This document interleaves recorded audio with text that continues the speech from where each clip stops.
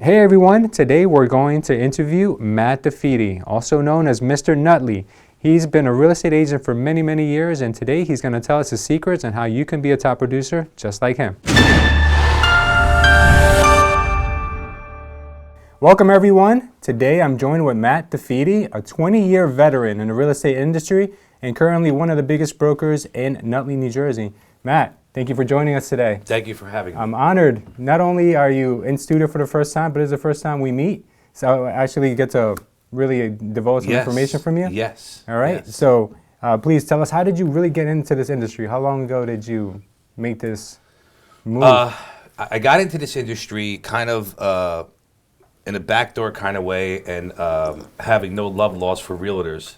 And how that happened was I was a born and bred creative director. I went to art school. I graduated from art school. I went to School of Visual Arts, went to North School of Fine Industrial Arts. I was an illustration major with a design minor. Wow. And now we're moving forward. I work for a bunch of different financial companies. I worked for J.P. Morgan. I was digital designer for the private bank. And that's when I was thinking about opening up my office. Now, my real estate career kind of was going real estate. So when did you get into real estate? I got into real estate almost 20 years ago. While I was working in the tech field, going back to my .com days, I was making a lot of money, and my one friend came to me, one of my lifelong friends, and he was an investor in properties. And he said to me, you're making a lot of money. You should invest that money. I'm like, I don't give a shit about real estate, man. I want to work. I have fun. I was partying. I was eating dinners. I wasn't saving money. I was young. Started buying properties in '95 while I was a designer and going. So my careers kind of went parallel. Okay. Started buying investment properties in North Newark. Smart. And I got an education fast, But the problem was I was busy in meetings in the city, and I would get calls about the heat not working, So I did that for about 20 years. That's how I got involved in real estate. So I was doing it part-time. I was working with realtors, and I was buying 2 or 3 houses a year. And I wasn't having a good time with some of these realtors. Realtors are typical for not picking up their phone. That's the biggest complaint. They're typical, it's a majority of them always show up late. Yes. That's one of my pet peeves. Or they don't show up at all. The communication's not there. So after 2-3 years of investing and working with a realtor, I said, you know what, I'm just going to get my real estate license, man. I could do this. Yeah. And that's how I got licensed. Okay. And I was a part-time agent. I started out 20 years ago part-time, and I was still doing my design thing. I was buying homes, running rental properties. And then I met a gentleman up in West Milford called Mark Warner. Mark is kind of an anomaly because he was one of the first Keller Williams offices around here, and he opened it up when he was 19 years old. Wow. That says a lot. And he's 10 years younger than me. He taught me the business. So while I was busy in my career, I was building another career, not knowing where it was going to lead. And I've kind of come full circle. So I was an agent for like 15 years, and then 5 years ago I was working for J.P. Morgan. I was doing more real estate than actual design work, and I decided, you know what, I think I'm going to retire from the design business because of the way it's going and the way the industry is moving, and I'm going to open up a brokerage because I wanted to do it. The same feeling you probably have when you opened up the doors here. You wanted your own thing. Yes. Now, I didn't plan on, getting involved with Realty Executives. Realty Executives is a larger company. It was going to be a mom and pop shop, me and my ex-wife, and I was going to rely on my ability to create media and design, and that's the part I enjoy. So I went back to being a creative director again, but this time I'm doing it for myself. Okay. And it's when social media started popping off, I'm like, wait, I'm onto something here. This is how I'm going to build my brand. Okay. So I left J.P. Morgan. I jumped into that. I get a knock on my door. There's a gentleman, Doug Radford. They own Realty Executives New Jersey. And he says, hey, I heard you're opening up an office. How would you feel about being a Realty Executive franchise? I hung up on him. I said, No. Because at the time, I came from Coldwell Banker. So I went from Keller Williams to Coldwell Banker. So for a lot of years, I was bleeding blue, you know? Yeah. And I loved the whole story of Coldwell Banker. So he was persistent, and he made it very appetizing or appealing to me. And he goes, listen, you know, we think you can make a go at it. We'll make it easy for you. And he did. So then we started. And then I watched the company grow. Good. And we're a solid company, a solid brand. I just got back from the Realty Executives Conference in Arizona about 4 weeks ago. Okay. And I was deciding whether or not, and truth be told, whether I was going to disconnect from the brand and just go and be like Defede or Elite Homes. But after I sat down again with the president of the company and the CEO of the company, and you know, we're looking at the marketplace and where we think it's going, it puts, you know, and you as well, it puts my brand in a pretty solid foundation, because I think that some of these other companies, like I'm watching Realogy. We're going to talk about the business now. Realogy is a cumbersome brand, and they have what they call channel conflict. Because if you look at all the brands under the Realogy umbrella, it's like having, you know, 4 kids and you got to pick your favorite, right? They're all fighting over your will. Right, exactly. If I was a CEO of Coldwell Banker, I would make either everything Coldwell Banker or Sotheby's. Yeah, they got the ability to flick a Like switch. that, Yeah. but they don't. This is the conversation I had with the president of the company. What I do internally, like you, I have a creative department. I'm able to create creative like this at the drop of a hat, and I could change up my tactics on a daily basis. Yes. That's how I've been building my business. Other competitors in my area are frustrated with me because they don't have the means to do that. Talk about the marketplace. And we, you know, we're going to talk about, you know, the Zillows of the world and the iBuyers of the world. And the comment I had made to Tom Ferry when we had a conversation, you know, my question was, what's going to happen if Amazon ever decides to become a real estate brokerage? Yep. And he said, well, you know, I go, no, listen, hear me out. Amazon has the backbone and a deployment system already there. It's right here on the phone. Yep. Hey, I want to sell my house. Put it up on Amazon for free. They'll make their money on ancillary services. Yeah, they will. Home 'Cause they don't need it. repair, furniture, appliances, you know, you name it, insurance, Yep. right? So I said, how are you going to combat that? So I've been running my business in the last year kind of like that, waiting for that to happen. And I figure the agent who is a local expert, niche in his area, he's the hyper-local expert. That's the guy who's going to survive. Sure. That's why when we talk about hyper-local marketing, I tell my agents, you know, pick an area, stick with it. Don't try to be everything to everybody because you're going to be nothing to nobody. Exactly. When I opened up my brokerage, I was still trying to grab all the business I had because I was with the Coldwell Banker up in Wyckoff. And I was spending, and you'll understand this as a broker, I was spending money all over the map. I was marketing in Bergen County. I was marketing in Union County. I was marketing, you know, in all these different areas, spending money, not making any impact. And then I kind of took it all down to like the tip of the spear. And I said, I'm going to spend all my marketing dollars in Nutley. And it kind of flattened out this way. The marketing went this way. So now we're in Nutley marketing. My market is Nutley, Belleville, Clifton.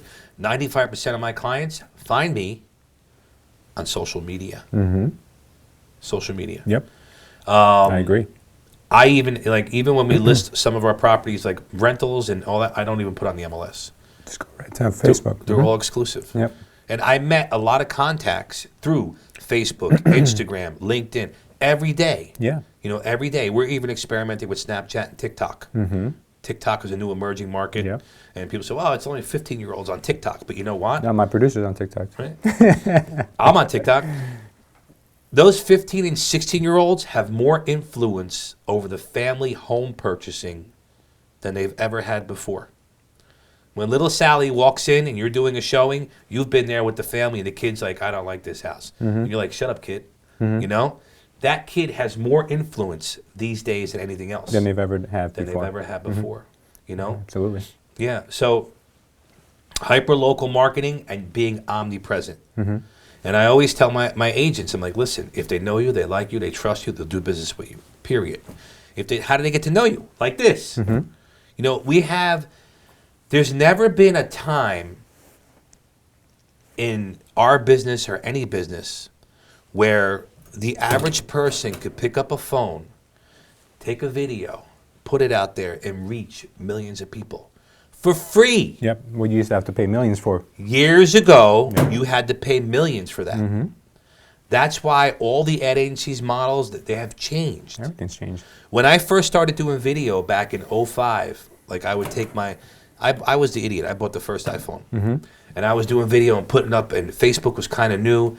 All the brokers in my area were laughing at me, like, who does he think he is? Yeah. You know, now they're kind of regretting that because now they're behind the curve trying to catch up. Yeah. And I see companies like Realogy and Coldwell Banker, what they tend to do is they always love to go out to these third parties and source stuff. Oh, use this new video product. Use this new video thing. You know, use this, use that. Here, pay $49.99 a month, $10.99 a month. And what winds up happening with agents? They never use it. Yeah. They use it once and that's it. My biggest frustration is I offer all my agents a whole suite of tools, a whole business right out of the box. Yeah.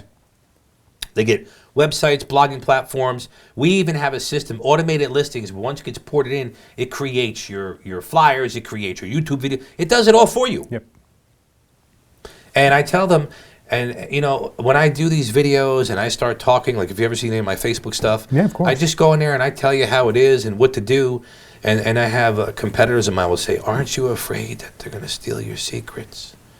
I'm like, no, not really, because I can tell you what to do, how to do it. 99% of the time, you're not going to do it. It's funny you say that. I had a partner at one point who used to meet with me in private and say, oh my God, this agent just left, and we taught her everything we know. And I said, why are you worried? We can put on a billboard everything we know, and no one will do it because it's not easy. No, yeah, you hit on a good point there. This industry, and I tell everybody, out of 100, what's the failure rate? Oh, it's the highest attrition rate in 80-something%. 87%. Yeah, it's only second. It's only the second closest is the restaurant industry. Right, exactly. Restaurant and bar is a little harder. It takes work. It takes work. It does. And I always refer back. I'm a big reader. I'm assuming you are too. Yes. I got about 80 books that I started reading on here. Every time I see a new one, I grab it. There was a book called The Compound Effect that I read 4 or 5 years ago. Yes. And basically what it is doing little things each day add up to big results. Oh, absolutely. Just like eating and working out, right? Yeah. There's no magic pill. There's no magic bullet. It's the boring bullshit work you have to do every day. And no one wants to do. And no one wants to do it. And that's the secret. Yep. The secret is to do the damn work. There are days, and you know it, I go into my office, and there's nothing going on. And nobody's there. Yep. And you sit there, and you stare at the wall, and you go, all right, now I'm going to make something happen. And something happens. So I create a blog post, so I create a video, or I create a piece of content. Make calls. Make calls. Make calls, past clients. I believe it's the law of, was it inertia, where motion creates motion? And that's how this business is. Yeah. I think any business is that way. I think a lot of agents in our business, and I see this all the time, they are attracted to the 13% that are successful and make money, but they don't see the other 87%. I had one person quit on me like 2 weeks ago because she just said it's too hard. Come on now. Of course. You know? What isn't hard? Nothing worth, if everybody can do it, everybody can do it. Yeah, I say it all the time. Anything that's easy is probably not worth it. And if it's hard, I'm sure there's going to be something at the end of that rainbow that you're going to be, willing to work for. And it is. I mean, the thing is, when I meet with someone, I always say to them, why are you in this industry? Right. Because the only thing that's going to get you through the hard time is passion. If you're not passionate about this industry, then you never make it through your first year. You might as well just leave now. I just always start with the reason is why are you even in real estate? Did someone tell you can make money? Did someone say you look like a real estate agent? If it's that, then you're in for the wrong reason, because there is no money in the beginning. There is no money. There is no money. And I could see you have passion because I've been watching you for a couple of years. Yeah. And this whole place, your whole office here, which is gorgeous, by the way, Thank you. is a manifestation of an idea you had in your head for some reason. Yes. My office is a manifestation of what I had in my head. Yeah. My career, I never knew my career in design was going to lead me to this. No, you never did. You know what I mean? But God prepares you. Right. And I always say that follow your passion. People say, well, I need to make money. Okay. And I tell them the same thing. I ask them when they come into my office, why do you want to be real? I want to make money. I go, there's the door. Money follows the passionate. That's what's going to happen. Fast money always burns you, too. Yeah. Let's back up for a minute. You said something earlier today about Amazon being able to maybe change, revolutionize everything that we know about real estate. Well, real estate has been unchanged for decades. Nothing new besides maybe putting the MLS on the internet. Amazon, Zillow, they all have the ability to really kind of swoop the rug from under our feet as real estate agents, needing us to sell their home.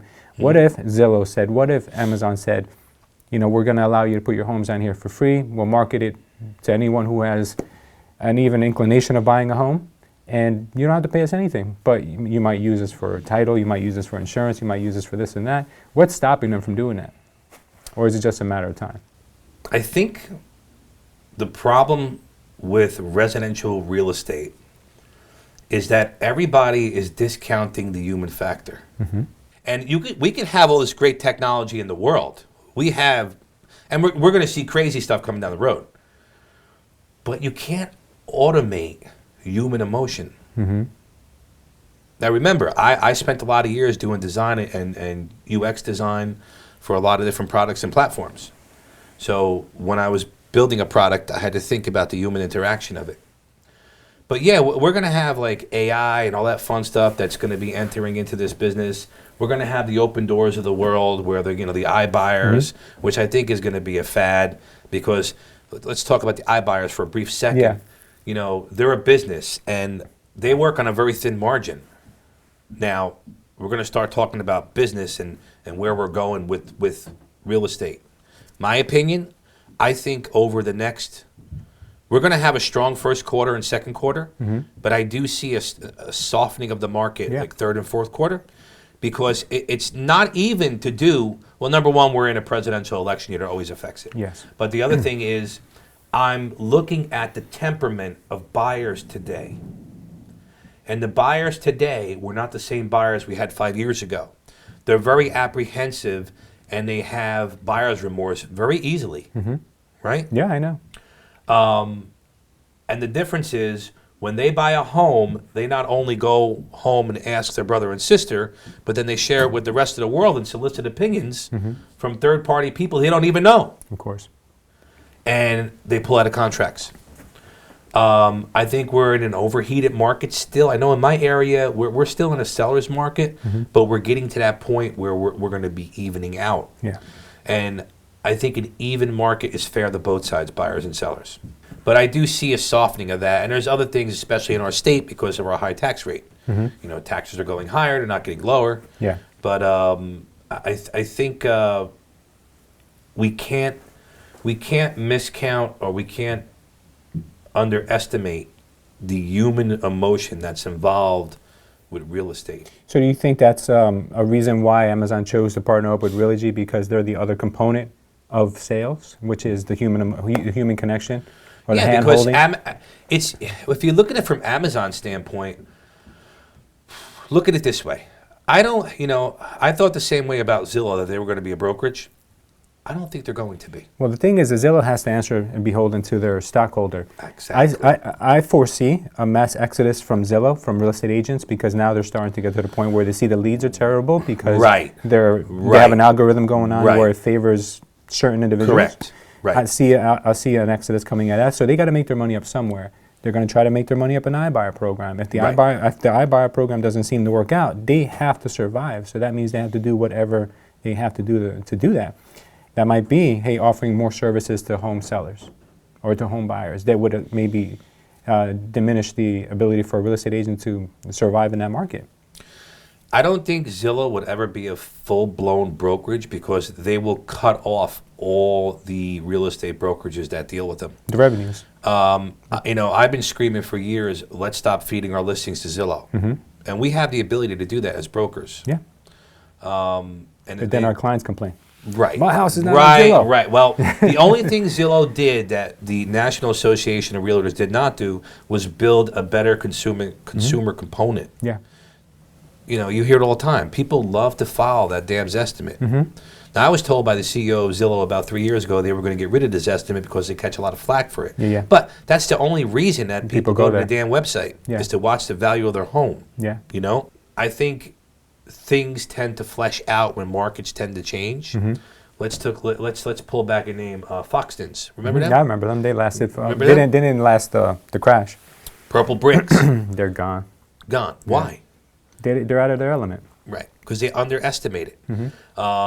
I don't, like the Redfins of the world, I don't see them surviving because, again, they're beholden to stockholders. And, you're selling somebody's biggest asset. I've owned 17 homes myself.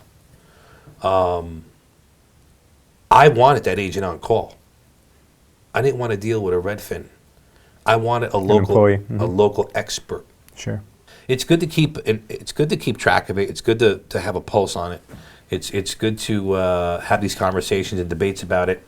And I just go back to being that local market expert that people trust and know. Matt, so how can our followers and our viewers, how can they find out more about you and your brokerage? Well, that's interesting. I would go to my Instagram handle, which is Nutley NJ Realtor, at Nutley NJ Realtor. Other than that, if you just Google me, Matthew Defede, Nutley, you'll find me. He's everywhere. Can you get away Just from Nutley. this guy? Just Nutley. Just type in real estate Nutley and this guy will show up. Yeah, He'll pretty be- much. Pretty much. That's what we work at. Oh, thank you so much for being on our Thank program you. today. Appreciate you, all the great knowledge you've given us, and you have quite a background. Very Thank good you. story. You should write a book. One day. That's will. in the works. You will. When I retire. Good. Thank you so much. And thank you guys for watching. See you next time.